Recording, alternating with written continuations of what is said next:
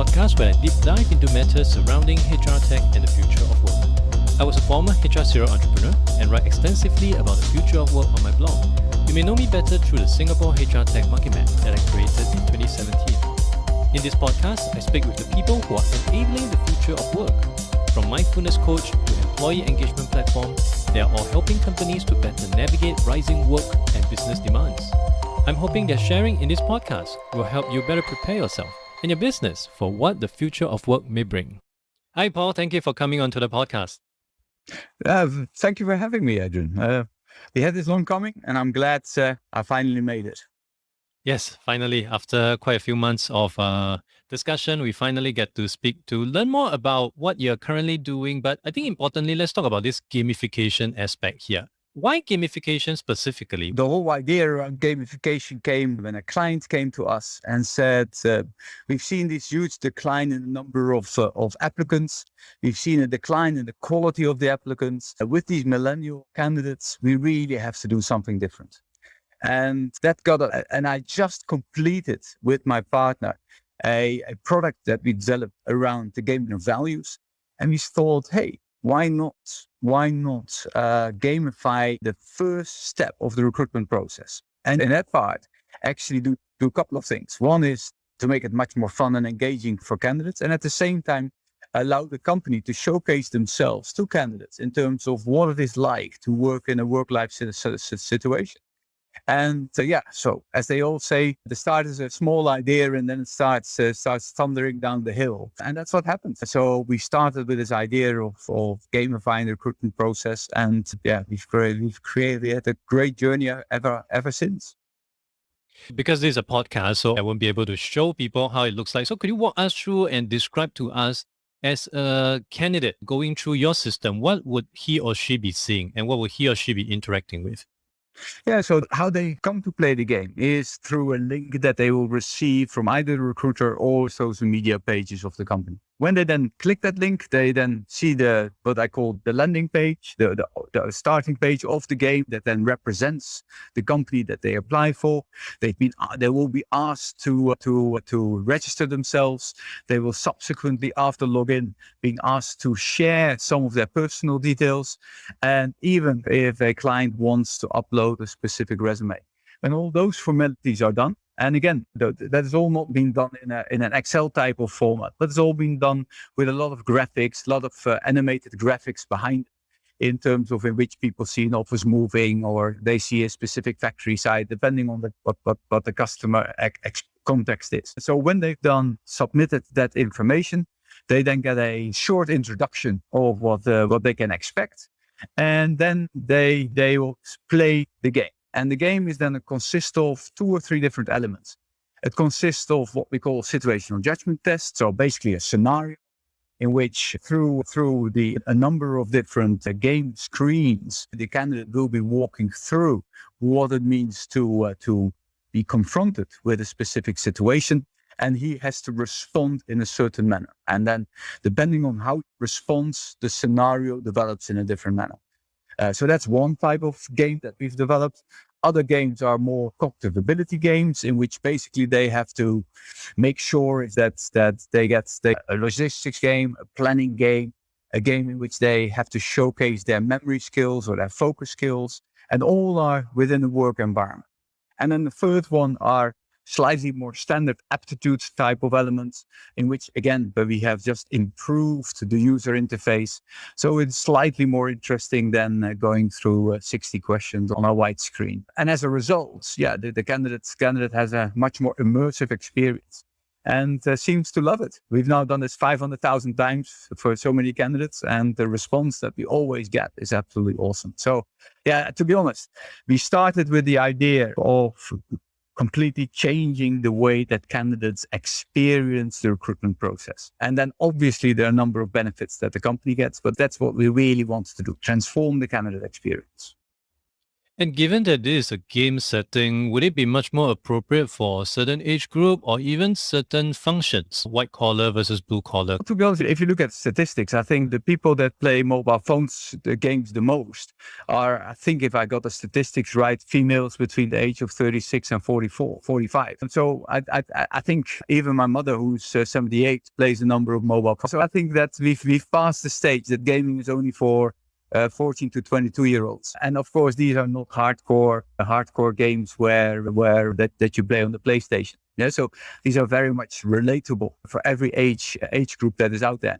It's just a very different interface, and therefore it's much more enjoyable to play.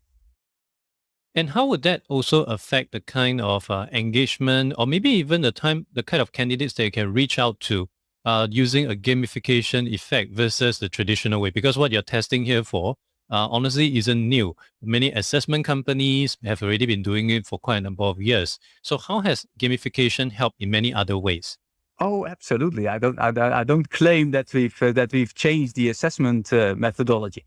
We've just changed the interface. And as a result, and by using a technology solution, what we then say to clients is, by using a technology solution that they can use our games for unlimited number of candidates, we always encourage our clients to spread the game as wide and deep as possible. We've got now a number of clients. By definition, we have about 8,000 candidates that apply in 8,000 gameplays, 15,000, 25,000. So as a result, you don't have to be restricted as a company. At the start of the process, you can just use the game to get as many people to be engaged with your company. And then subsequently, through the analysis and the insights that you get, you then can subsequently funnel the number of candidates that are relevant to you, and then take those forward to a next stage. As a gamer, former gamer, well, I still do play game. As I mentioned, I got a new computer this morning, and right now, as we're doing the recording, I'm actually installing Fortnite on the background. But don't worry, I'm not going to start playing the game until after our recording. But I just want to understand, because gaming it appeals to many people, but not all people out there. So when you were to surface this to people who are not that into gaming, would that also result in somehow inevitably throwing people off and reduce the kind of a funnel that you can get through your recruitment? No, look again. The situational judgment test is more like Sims. I don't know whether you've ever played Sims on a computer, and it's very user friendly. It's just a scenario, and you through a number of game screens, you then come to a situation where you have to answer a specific. So that's for me that is almost as conversational as it gets. Some of the cognitive games are similar to the mind learning games that are out there. And to be honest, I think every person on the world at the moment has similar games on their phone that they play on a regular basis. There will always be a percentage that might say, hey, this is absolutely not for me. And I accept the fact that maybe we don't cater to those few percent. But to be honest, any tool or any approach that you use, there's always a percentage of people that say, hey, that's not. I can even say the same for people for interviews, that they're so scared of appearing for interviews that they would therefore never participate in one. So I think every solution has got its percentage of people that for whom it's not built. And I understand previously when we were having a chat, you were telling me that it took very little seconds for a typical recruiter to scan through a resume. Could you share with the audience how little seconds that is, and of course how gamification could help you to overcome that? Yeah, so as part of our whole process of how we can improve, not just on the candidate side, the experience, but also how we can help recruiters. One of the stunning statistics that I found is that on average, a recruiter spends about 7.3 seconds on a single resume. 7.3 seconds. As a result, the recruiter, in my view, he only looks at the name. He probably looks at a number of demographic elements. He probably scans the companies that he has worked for, and maybe the university and the GPA. On that basis, a recruiter then makes a decision, certainly and this is specifically for mass recruit, volume recruit. On that basis, a recruiter then makes a decision, should I invite this person in for an interview, yes or not? And as a result, I'm 100% sure that the hit rate, and I've been in doing recruitment for the last 33 years. That the hit rate of you getting a person in the door who you spend 30 minutes with in order to assess whether it's the right candidate, the hit rate in terms of getting that right is pretty low. So the whole idea here is that instead of doing the 73.3 seconds, you actually let a candidate do a full-blown assessment. And in that full-blown assessment, you get feedback in terms of which candidate scores the best versus the other candidates. And then on that basis, you can then shortlist the people that you want to see for an interview. And the clients have already given very clearly indication that the quality of candidates that come through the door as a result of it significantly improves, and therefore the hit rate of the recruiter in order to find the right candidates. Having come from the recruitment industry quite some time ago, I actually pride myself in hitting less than 5 seconds per resume. That's one of the fastest ones in the company. But seriously speaking, I would be really glad if something like this had materialized when I was still doing recruitment. And in terms of the concept of applying, again, gamification to this work process, I would also imagine maybe some corporation might be a bit hesitant to combine gaming, playing into an actual work process, which is trying to fill their requisition. Is it hard to convince customers, especially the new ones, on trying a concept like this? What are some of the resistance that they usually may surface across to you? You've got the innovators and the people that are sitting on the fence and waiting for things to become mainstream. I do think over the last 2 or 3 years, the idea that you can use gamification to assess people has really gained significant amount of ground. So yes, certainly in the beginning, people felt always questions around what is the validation of the assessments? How does it work? Similar questions. Is it relevant for people that are 37 years old? I don't see myself so much as a gamer. But to be honest, all those answers were primarily trying to build a wall around not wanting to change. And I think you see that across any discipline, that if something new and innovative comes along, some people jump on it and say, hey, this is fantastic, let me try. Others will take a little bit longer. But I am 100% sure that companies that do not innovate their recruitment process, and that can be through gamification, it can be through all kinds of other things, video interviews, etc.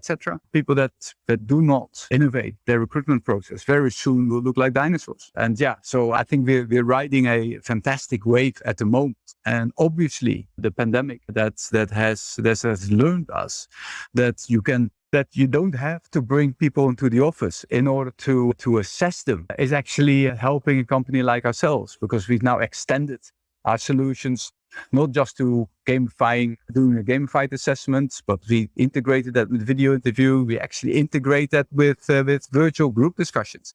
So in some cases, for some companies, we do management trainee programs or graduate recruitment programs from almost start when we do the whole attraction of candidates, all the way to presenting a slate of 30 to 40 candidates to the final panel for them to interview.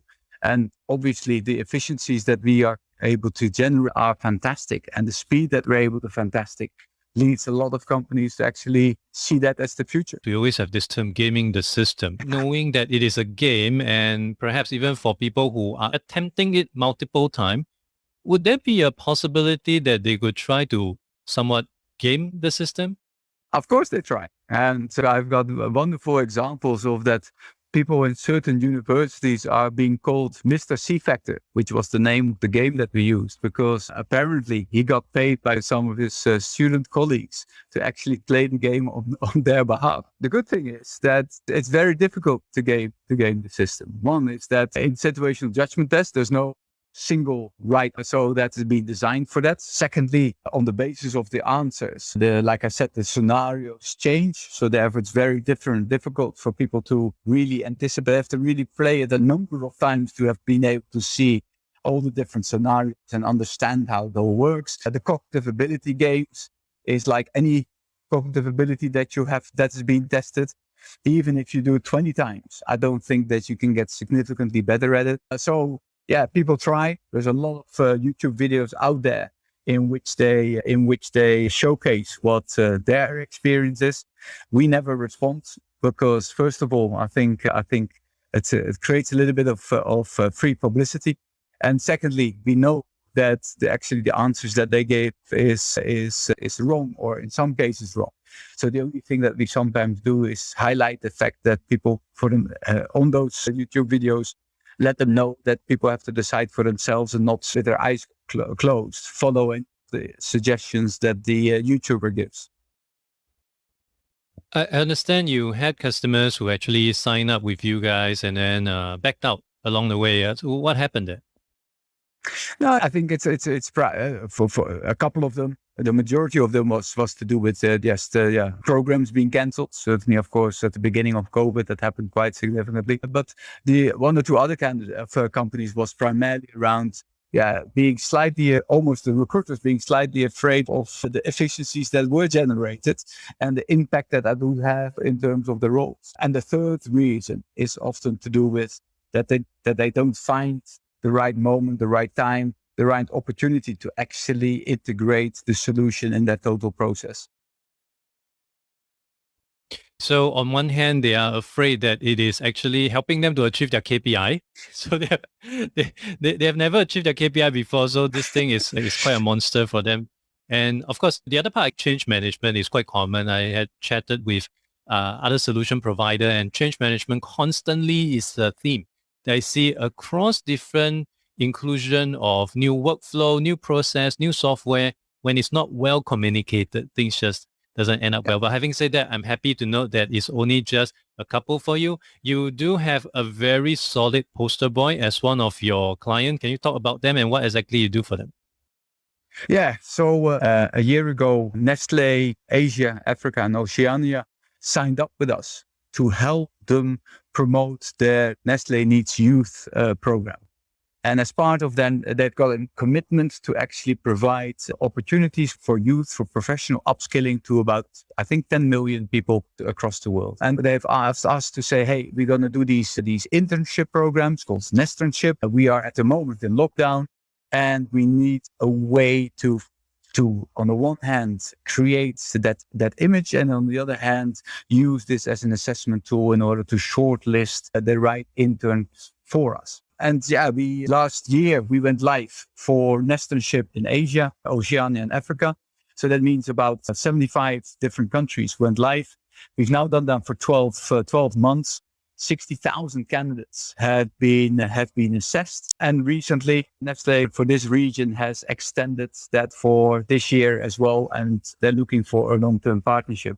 In addition, Nestlé Europe became so excited about what we did in Asia that they have the same solution, and they're now offering it for everything around the Middle East, Northern Africa, and Europe. So that added another 50 countries to the roster.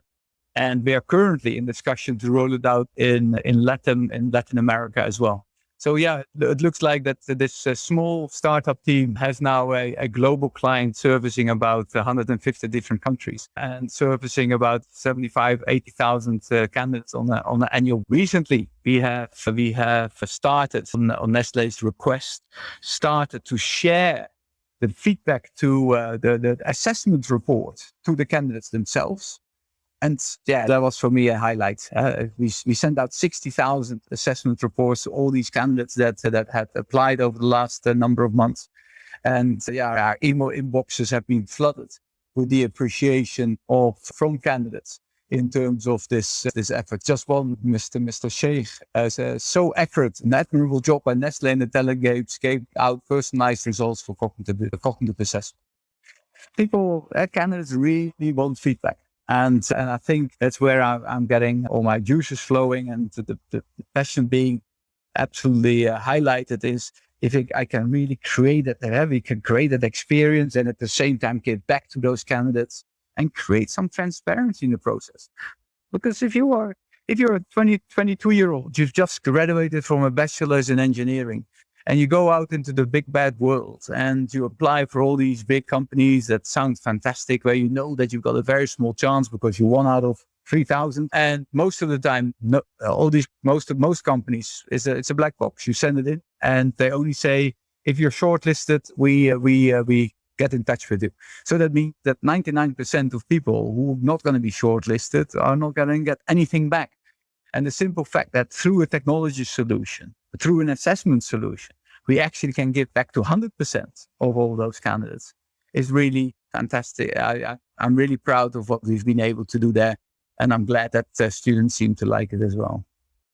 I'm actually reminded of a discussion I had with one of the train operators in Singapore. There's only two of them, so go figure which one it is. I was still in a HRTech company, was selling to them or trying to sell to them this ATS. And one of the features that we have is to provide real-time feedback to the candidate on their status of their application.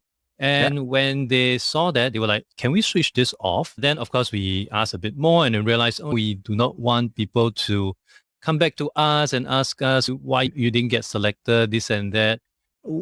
What's your thought on this? And do you think that their rationale is valid? On the flip side, of course, as a candidate, I would imagine I definitely want the feedback.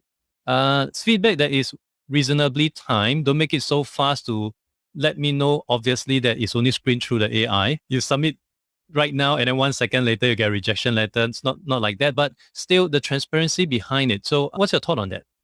No, I think I'm absolutely stunned by 90% of companies do not want to send that feedback to candidates. And if I talk about assessment report, I'm not talking about whether a candidate has been hired or been rejected. What I talk about is that they get insight in how do they score compared to the other people that have applied in quartile basis. So whether you're in first, second, third, or fourth quartile. And then subsequently, what we also do is on the basis of their score, we give them a number of development suggestions. Yeah, so it's not direct. And I think so therefore they can do something with the information that they scored in the third quartile or in the first quartile. So it's nothing that exposes the company in terms of the rejections and or not. But yeah, there is a significant hesitancy around transparency. And that's one of the reasons that I really want to crush. I really want to make the whole process more transparent, because we all know that we use the opaqueness of the process also to sometimes make decisions that you don't want to put out on Twitter. So yeah, I'm very keen to see how we can drive transparency in that recruitment process. I hope so too for all the future candidates out there, as well as for employees. I think this would definitely become even a very unique and unfair advantage that you have over competition that might just be a bit too opaque in their process. So the other thing you mentioned about, of course, getting into different countries, 150 of them through your project, Nestle. Are there any surprises or any interesting insights on how people interact with your games across all these different countries? No, it's actually, the surprise is actually that if I look at scores across countries, how come? And that's something that really stood out. We've now done that analysis in terms of, look at assessment data of 50,000 people and see how they score across those 150 different countries. And yeah, it is very coherent and very consistent across. So I'm actually pleased from a solution perspective that is the case. It does surprise me when you go out and roll out these solutions across the globe, is the differences, certainly in terms of legislation, in terms of what's allowed and what's not allowed. With examples of countries where it's not allowed to ask for birthday, where countries is not allowed to ask for gender. And the need for and our ability to be able to accommodate all those different countries' legislations, restrictions, or opportunities that makes them then specifically and unique. Got it. And for people who is interested to understand what's next for the talent games, what's on your roadmap? On our roadmap is global domination. You're almost there. You're already 150 over plus countries.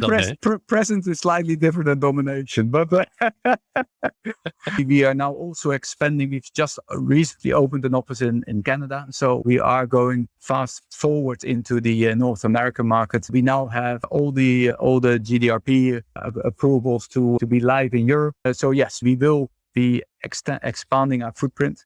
At the same, my vision is to get a Sims-like consumer Sims-like game in the professional recruitment world. So we have a long way to go in terms of improving our game itself, and of course to expand the number of assessments and the number of ways that companies can use it. I give you one fantastic example that we currently work on that actually has to go live. We're working with a large retail bank that has got 15,000 employees in their branches. And for them, it's absolutely impossible to have a objective assessment or an outsider assessment of all those 15,000 people. So they actually have approached us to use our gamified solutions, and we are specifically designing it in order to be valid and appropriate for branch personnel, in order to be able to assess 15,000 people in that bank. And on that basis, allowing them to come up with corporate-driven development plans across their whole branch network. And those are things where I think technology is the only solution to take that forward. And to do that with a gamified technical solution just makes it much more fun and interesting for people to do it. Exciting times. For people who is interested to find out more about talent games, where can they go? I'm very proud of our website, www.thetalentgames.com. I'm sure that in the podcast information, there's my email address and other contact details. Yeah, reach out, and I promise you we respond very quickly. Great. As Paul mentioned, the link to thetalentgames.com will be in the show notes, as well as all other information that will make it easier for you to find out more about the talent games. And lastly, thank you so much for making time today. And I hope to see you really soon in Singapore, hopefully. That will be Adrian. That will be nice. Definitely so. Human contact now, correct? We all need human contact after such a long time. For sure. Hopefully the next time we catch up on this podcast is actually in person. But once again, thank you so much for making time today. Thank you for having me, Adrian. Good luck. Thank you for listening to the podcast. You can refer to the show notes for links to more information about our guests and their businesses. If you enjoyed this podcast, it would be helpful to give a review on iTunes or follow me on Spotify. If you're using Overcast, please hit the star button under the episode. That will help get this episode and podcast out to more people who may find it useful. I'll see you in the next episode of The Adrian Tan Show.